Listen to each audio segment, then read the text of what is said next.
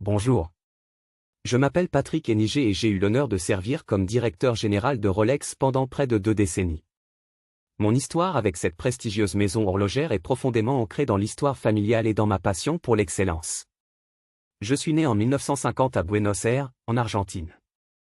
Mon père, André Héniger, était également une figure clé chez Rolex, ayant été directeur général avant moi.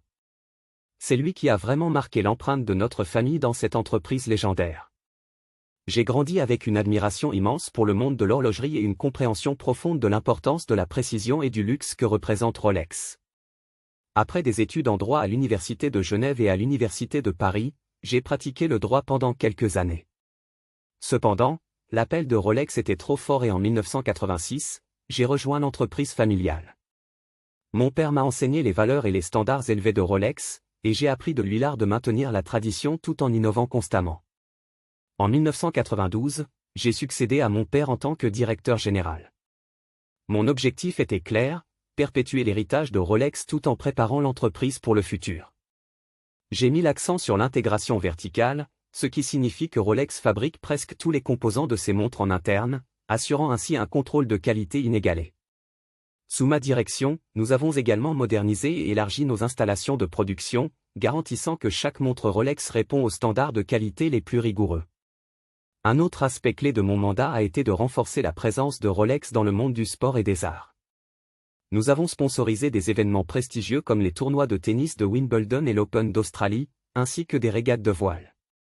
Ces partenariats ont non seulement renforcé la marque Rolex, mais ont également souligné notre engagement envers l'excellence et la performance.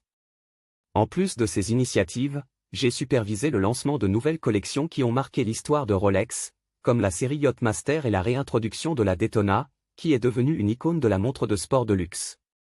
Ma vision pour Rolex a toujours été de maintenir un équilibre entre tradition et innovation.